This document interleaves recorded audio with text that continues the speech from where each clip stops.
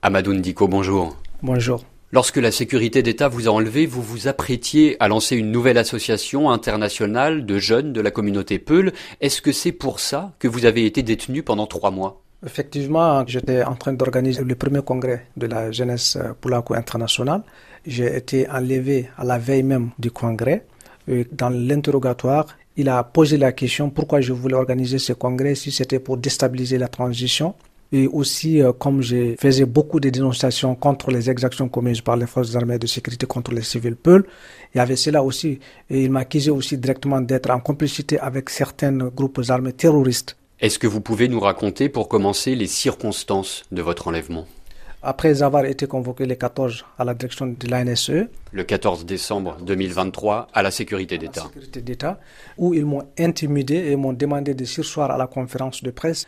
À la veille du congrès, aux environs de 0h, je voulais rentrer chez moi et plusieurs véhicules, 4 m'ont intercepté et m'a bloqué la route. Ils étaient nombreux, mais en civil. Il est venu vers moi et il m'a fait entrer dans sa voiture et il a démarré. Il a demandé à celui qui était à côté de moi de mettre la cagoule. Pendant ces 3 mois de détention, quelles étaient vos conditions, votre rythme de vie? Ils m'ont gardé dans une chambre annexe d'une maison, dans une famille habitée aussi. J'ai trouvé un matelas, des couvertures. On était plusieurs parce qu'il y a 3 chambres annexes. Et il y a un autre dans une autre chambre que j'ai jamais vue. J'étais très mal nourri. Je ne pouvais pas sortir de ma chambre. Je ne suis jamais sorti à part les 2 fois qu'ils voulaient m'interroger. Et le reste du temps, on vous laissait dans votre chambre? J'étais dans ma chambre seul. Quand ils rentraient, je devais mettre la cagoule. Je ne voyais personne. Je n'ai jamais vu une personne étant là-bas. J'étais seul, séquestré, isolé. Pendant 3 mois, j'avais même le rêve de voir juste le soleil ou le ciel. D'autres prisonniers de la sécurité d'État, une fois libérés, ont raconté à des proches ou à leurs avocats avoir subi des tortures, coups, décharges électriques, simulations de noyade. Heureusement, cela n'a pas été votre cas? Heureusement, moi, je n'ai pas été torturé, je n'ai pas été frappé. Seulement, j'étais affamé et isolé, séquestré et loin de ma famille. C'était psychologique, ça me fatiguait parce que je ne voyais pas un être humain. J'avais juste envie de voir une personne en face de moi. Comment se sont passées vos séances d'interrogatoire? Quand ils venaient pour m'amener dans le salon d'interrogatoire, ils étaient 3. Quand ils tapaient à la porte, je devais mettre la cagoule, donc je ne pouvais plus les voir. Ils m'ont sorti de ma cellule, ils m'ont amené dans un petit salon où ils m'ont fait asseoir sur une chaise. Ils sont sortis et ils m'ont laissé avec leur chef qui devait m'interroger. Et sur quoi est-ce que vous avez été interrogé? Ils m'ont demandé pourquoi je voulais organiser ce congrès, pourquoi je suis avec Amadou Nkoufa. Amadou Nkoufa, le chef de la Katiba Massina du JNIM lié à Al-Qaïda. Oui, exactement. Ils m'ont posé la question de savoir pourquoi moi je le représente à Bamako. J'ai été très surpris. J'ai dit comment moi je peux être le représentant de Nkoufa et être à Bamako. Ça ne corrobore pas. Donc ils vous accusaient d'être un complice des groupes djihadistes? Exactement, il m'accusait d'être complice, en même temps être avec les puissances occidentales telles que la France. Et surtout, j'étais en contact avec la Radio France Internationale. Donc vous avez aussi été interrogé sur vos liens avec des journalistes de RFI? Bien sûr, ils m'ont demandé si j'étais en contact avec David Baché, exactement. Heureusement, je n'étais pas en contact avec David Baché. Pas encore. Ils m'ont demandé pourquoi j'ai dénoncé les exactions commises par Wagner. Moi, j'ai dit je suis malien contre l'impunité, c'est pourquoi j'ai dénoncé. Et comment est-ce qu'ils réagissaient à vos réponses? Quand je répondais, il reconnaissait que vraiment j'ai raison. Il dit oui, Amadou, là c'est vrai. Parce que quand il a voulu dire que j'étais avec les puissances comme la France, je lui ai fait savoir que quand il y a eu la bavure française à Bounti, c'est moi qui ai dénoncé. Une frappe qu'avait menée la force française Barkhane sur un mariage de civils. Oui, exactement. Donc je lui ai fait savoir ça. Il dit oui, c'est vrai, c'était toi. Je dis alors, si j'étais avec la France, je pense que je n'aurais pas dénoncé cette frappe-là. Il a reconnu ça aussi. On parle généralement des geôles secrètes de la sécurité d'État puisque ces lieux de détention ne sont pas connus. Est-ce que vous avez une idée de l'endroit où vous avez passé ces 3 mois de détention? Oui, j'étais dans un domaine d'un haut gradé de l'armée malienne.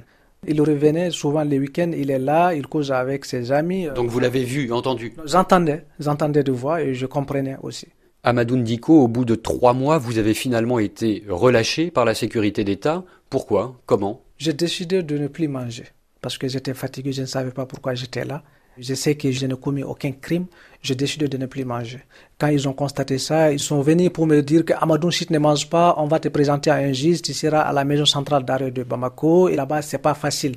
Je dis, je préfère être là-bas parce qu'au moins je vais prendre un avocat, mes parents sauront où je suis. Donc ils ont compris que ça va pas m'empêcher de continuer la grève de la faim. Le 11, c'était le premier jour du Ramadan.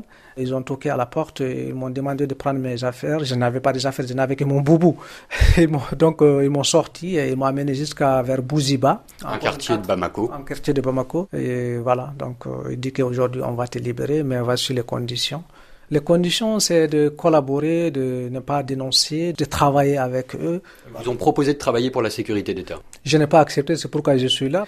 Et j'ai décidé de partir parce que je ne pouvais pas rester, ma vie était en danger. Aujourd'hui, pourquoi tenez-vous à témoigner de ce qui vous est arrivé? Parce que on voit que les enlèvements continuent de plus belle. On ne doit pas venir enlever des gens en plein jour et aller les séquestrer. C'est pas normal, c'est inadmissible. On doit empêcher ça. Et donc, moi, j'ai décidé de partir et de parler. Parce qu'on ne peut pas rester muet. Il faut que ça cesse. Parce qu'on ne peut pas continuer comme ça dans un pays de droit. S'il te reproche de quelque chose, il y a la justice. Et vous, est-ce que vous avez porté plainte devant la justice? Je n'ai pas porté plainte parce qu'il n'y a pas la justice au Mali en ce moment. La justice est dictée. Donc, je ne peux pas porter plainte au Mali tout en sachant que ça ne réussira pas. Je vais attendre le moment venu, peut-être je le ferai. Un dernier mot peut-être sur la situation actuelle au Mali ou même dans l'Alliance des États du Sahel qui inclut aussi le Burkina, le Niger. Malheureusement, aujourd'hui, dans les États du Sahel, nous constatons qu'il y a une épuration ethnique, si vous permettez le mot. Certaines communautés sont ciblées. Quand tu es Peul, surtout au Mali et Burkina, on t'exécute du simple fait d'être de la communauté Peul. Les régimes en place au Mali, au Burkina, démentent. Mais nous constatons quand même les faits sont têtus parce qu'on a vu des VDP et cette forces armées de sécurité burkinabé qui s'est filmé et de mettre ça sur les réseaux sociaux. Et ils disaient dans leur langue morée que les Peuls ne vont jamais les diriger. C'est le mot Peul qui ressort dans leur bouche, ça veut dire que c'est le Peul qui sont systématiquement ciblés. Et les autorités sont responsables de ce qui se passe au Sahel. Les autorités démentent, mais ils montrent le contraire sur le terrain, malheureusement. Amadou Ndiko, merci. Merci beaucoup.